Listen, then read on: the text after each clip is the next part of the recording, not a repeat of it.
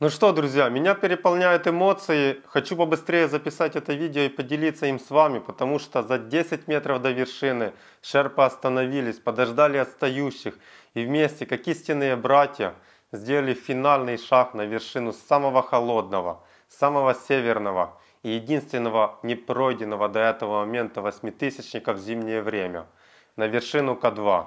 Так что да, друзья, есть вершина, шерпа на вершине, вот буквально 10 минут. Дава Шерпа, опять же, напомню, что у каждого Шерпы фамилия Шерпа, поэтому Чанг Дава Шерпа написал с базового лагеря, что да, есть вершина. В 17:00 10 Шерпов поднялись на вершину К2. Очень рад этому поводу, очень прям, не знаю, эмоции переполняют, сложно подобрать слова. В общем, очень рад, что это именно Шерпы сделали. Я напомню, что на зимние восьмитысячники, на все остальные 13 поднялись первыми иностранные альпинисты. А вот только на К2 первыми поднялись Шерпа. Считаю это поистине заслуженно и поистине знаково. Плюс тот метод, которым они сделали, они подождали отстающих и вместе 10 поднялись на вершину. Ну, по крайней мере, так и должно быть. Так они обещали сделать. Это, ну, просто показывает, насколько ихняя братская любовь, насколько они всегда друг друга называют братьями. И нормальное обращение в Непале бразер, там ко мне, я к ним так обращаюсь. Между собой они так общаются. И вот когда они ждут, они доказывают, что они действительно одна семья шерпов, и вместе поднимаются на эту гору. Это просто невероятно. Но, тем не менее, мы не забываем, что это зимняя К2, что на склонах есть еще иностранные альпинисты, и что впереди шерпов ждет тяжелый и непростой спуск. Они поднялись в 5 вечера, вышли в час ночи. Значит, штурмовой выход у них занял сколько часов?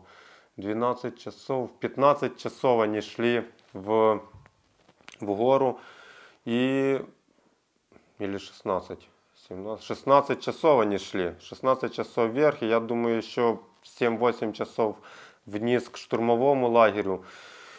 А впереди нас ждет не самая лучшая погода, поэтому я предлагаю опять же открыть сайт Mountain Forecast. Многие спрашивали, что за сайт погоды. И давайте немножко заглянем в будущее и попробуем поанализировать. Итак, сейчас включу запись экрана сразу же. Так, запись пошла. Смотрите, на сегодняшний день погода просто идеальная по прогнозу. Ветер до 20 км в час. Это штиль.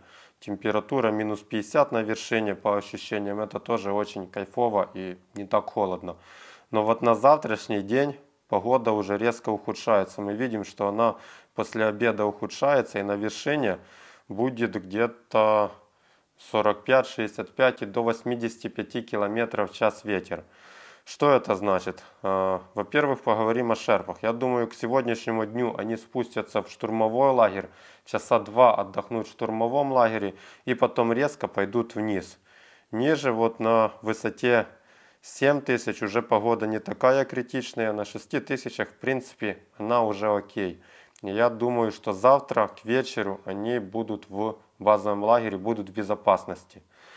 Но в то же время мы не забываем про иностранных альпинистов. Сейчас, скорее всего, часть из них идет в 4-й лагерь, а часть из них в 3-м лагере на высоте 7200 и 7800.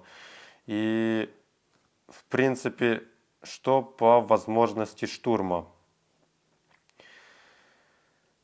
Мы видим, что завтра вечером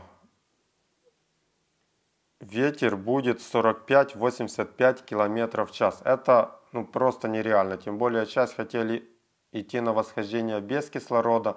Есть такое правило, не правило негласное. Из опыта тех восходителей, которые ходят без кислорода, с которыми мне удалось пообщаться, если ветер на восьмитысячнике летом около 50 км в час, то ты, скорее всего, обморозишься, и, скорее всего, до ампутации, там, не знаю, фалангов, пальцев, конечностей каких-то. Это при бескислородном восхождении летом. Зимой же температура намного холоднее, то есть ветер 40 км в час зимой для бескислорода это просто нереально. Поэтому по поводу завтрашнего дня у меня есть большие вопросы.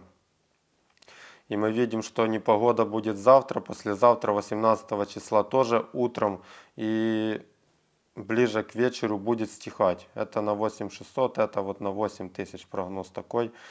Ну, тем не менее, я не знаю, завтра, послезавтра я бы лично не шел бы на вершину. Сильно большие риски. Но посмотрим, как будут поступать восходители, которые сейчас в четвертом лагере. Отказаться, когда ты в четвертом лагере от горы, это не так и просто. И я думаю, что они все-таки попробуют выйти, но будем смотреть, получится ли у них. Тем не менее, 19 числа погода хорошая. В теории, если бы переждать, как-то не потеряв много сил на высоте 7300 или 7800, вот этих 2 дня непогоды, и потом 19 выйти на штурм, а 20 свалиться резко вниз, то все могло бы получиться. Но просто как это сделать? Как во время такого шторма сидеть и не потерять силы, я не представляю. То есть в теории 19 числа можно было бы делать саммит Day, или даже 19 не получится. Видите, по прогнозу первую часть дня тоже очень сильный ветер. А после 20-го налетает ураган, о котором мы уже говорили. 3 дня ветер будет около 100 и больше километров в час. Это просто нереально. Он, скорее всего, уничтожит все лагеря и всю работу, которая проделана сейчас на горе. Все придется делать заново. Поэтому, вот мое мнение, сейчас поднимаются шерпа, а потом, точнее, уже поднялись и спускаются, а потом мы будем смотреть. Возможно, уже никому не получится подняться на вершину. А если кому-то и получится подняться, то спуск будет очень и очень непростой. На конец января, не знаю, там вот 25 числа особо ветра нету. Но я повторюсь, после такой непогоды, 100 с чем-то километров в час, верхние лагеря, 98% они будут уничтожены полностью. Заново делать заброску, заново все поднимать. Я не знаю, кто будет. Скорее всего, вот шерпа поднялись. Надеюсь, они безопасно спускаются. А по поводу иностранных восходителей, я бы поставил на то, что больше никого не будет на вершине К2 в этом году. Но будем смотреть. Завтра, послезавтра все будет решаться.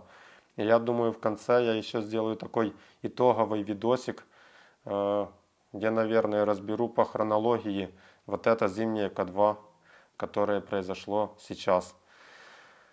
Опять же, повторюсь, я очень рад тому, что поднялись именно шерпа первыми, то, что они сделали это как братья, все вместе, и это сильно и на меня повлияло. Хочется тоже ходить вот так, как шерпа показали, как это надо делать. Хочется и самому так по-дружнему одной командой ходить и вместе подниматься на следующие вершины.